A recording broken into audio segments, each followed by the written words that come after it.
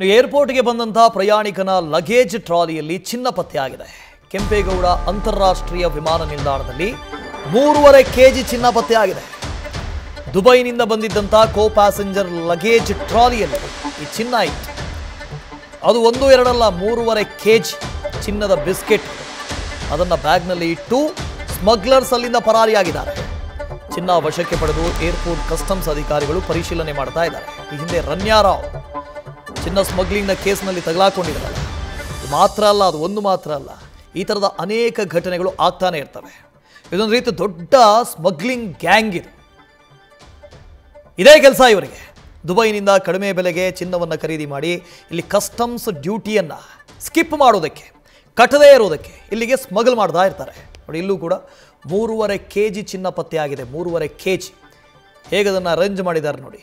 AIUC ಇಂದ ತುಂಬ arrange ಮಾಡಿ ಇಟ್ಟಿದ್ದಾರೆ. ಒಬ್ಬ ಕೋ ಪ್ಯಾಸೆಂಜರ್ನ ಟ್ರಾಲಿಯಲ್ಲಿತ್ತಂತೆ. ಅದನ್ನು ಸ್ಮಗ್ಲರ್ಸ್ ಅಲ್ಲೇ ಬಿಟ್ಟು ಓಡಿ ಹೋಗಿದ್ದಾರೆ. ಅಂದರೆ ಮಾಹಿತಿ ಸಿಕ್ಕಿದೆ, ಇನ್ನೇನು ನಮ್ಮನ್ನು ಚೆಕ್ ಮಾಡ್ತಾರೆ, ಮಾಡಿದ್ರೆ ತಗಲಾಕೊಳ್ತೀವಿ ಅಂತ ಅಲ್ಲೇ ಬಿಟ್ಟು ಓಡಿ ಹೋಗಿಬಿಟ್ಟಿದ್ದಾರೆ. ಸುಮಾರು 3.5 kg ಚಿನ್ನ ಇತ್ತಂತೆ. ಪ್ರಗತಿ ಇದ್ರ ಬಗ್ಗೆ ಡೀಟೇಲ್ಸನ್ನು ಕೊಡ್ದು ಹೋಗ್ತಾರೆ. ಪ್ರಗತಿ, ದುಬೈನಿಂದ ಕಳ್ಳ ಸಾಗಾಣಿಕೆ ಮಾಡ್ತಾಯಿದ್ರು. 3.5 kg ಚಿನ್ನ ಅವ್ರು ಸಿಕ್ಕಾಕೊಂಡಿಲ್ವಾ? ಇಲ್ಲ ವಸುದೇವ್, ಇದು ನಿನ್ನೆ ಆಗಿರುವಂತಹ ಘಟನೆ. ಅಂದ್ರೆ ನಿಮ್ಗೆ ತಿಂಗಳಿಗೆ ಈ ರೀತಿಯಾದಂತಹ ಪ್ರಕರಣ ಪದೇ ಪದೇ ಮುನ್ನೆಲೆಗೆ ಬರ್ತಾ ಇರುತ್ತೆ. ತಾವು ಸಿಕ್ಕಾಕೊಳ್ಬಾರ್ದು, ಕಸ್ಟಮ್ಸ್ ಅಧಿಕಾರಿಗಳ ಕೈಗೆ ಸಿಕ್ಕಾಕೊಳ್ಳುವಂತಹ ಭಯ ಇದ್ದಂತಹ ಸಂದರ್ಭದಲ್ಲಿ ಈ ರೀತಿಯಾಗಿ ಕೋ ಪ್ಯಾಸೆಂಜರ್ ಟ್ರಾಲಿಗೆ ಹಾಕಿಬಿಟ್ಟು ಓಡೋಗೆ ಎಸ್ಕೇಪ್ ಆಗ್ಬಿಡ್ತಾರೆ. ಯಾರನ್ನೋ ಇಲ್ಲಿ ಬಲಿಕ ಬಕ್ರ ಮಾಡ್ಬಿಡ್ತಾರೆ. ಇಲ್ಲೂ ಕೂಡ ಆಗಿರುವಂತಹದ್ದು ಅದೇ. 3.5 kg ಚಿನ್ನದ ಬಿಸ್ಕೆಟ್ ಗಳನ್ನ ಬೇರೆ ಒಬ್ಬ ಪ್ಯಾಸೆಂಜರ್ನ ಬ್ಯಾಗ್ ಒಳಗೆ ಇಟ್ಬಿಟ್ಟು ಈತ ಪರಾರಿಯಾಗಿದ್ದಾನೆ.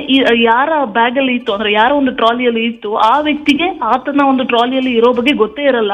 ಸೊ ಆ ವ್ಯಕ್ತಿಯೇ ಹೋಗ್ಬಿಟ್ಟು ಕಸ್ಟಮ್ಸ್ ಅಧಿಕಾರಿಗಳ ಕೈಲಿ ಹೇಳ್ತಾನೆ ಈ ರೀತಿಯಾಗಿ ಚಿನ್ನದ ಬಿಸ್ಕೆಟ್ ಇದೆ ಅಂತ. ಸೊ ಆಗ ಅವನನ್ನ ವಶಕ್ಕೆ ಪಡ್ಕೊಂಡು ಅವನ ಟ್ರಾಲಿಯನ್ನ ಸಂಪೂರ್ಣವಾಗಿ ಚೆಕ್ ಮಾಡುವಂತಹ ಸಂದರ್ಭದಲ್ಲಿ ಬರೋಬ್ಬರಿ 3.5 kg ಚಿನ್ನದ ಬಿಸ್ಕೆಟ್ಗಳು ಅವರಿಗೆ ಸಿಗುತ್ತೆ. ಸೊ ಅದಾದ್ಮೇಲೆ ಗೊತ್ತಾಗುತ್ತೆ ಈತನದೇನೋ ತಪ್ಪಿರಲ್ಲ ಅಂತ. ಸದ್ಯ ಈತನ ಟ್ರಾಲಿಗೆ ಯಾರು ಚಿನ್ನದ ಬಿಸ್ಕೆಟ್ ಹಾಕಿದ್ದು ಅನ್ನುವಂತಹ ವಿಚಾರಕ್ಕೆ ಸಂಬಂಧಪಟ್ಟ ಹಾಗೆ CCTV ಎಲ್ಲವನ್ನು ಕೂಡ ಈಗ ಪರಿಶೀಲನೆ ಮಾಡ್ತಾ ಇದ್ದಾರೆ. ಬಟ್ ಈ ರೀತಿಯಾದಂತಹ ಪ್ರಕರಣ ಪದೇ ಪದೇ ಆಗ್ತಾ ಇರೋದ್ರಿಂದ ಇದಕ್ಕೊಂದು ಕಡಿವಾಣ ಹಾಕುವಂತಹ ಅವಶ್ಯಕತೆ ಇರುವಂತಹದ್ದು. Vasudev, okay, thank you Pragathi.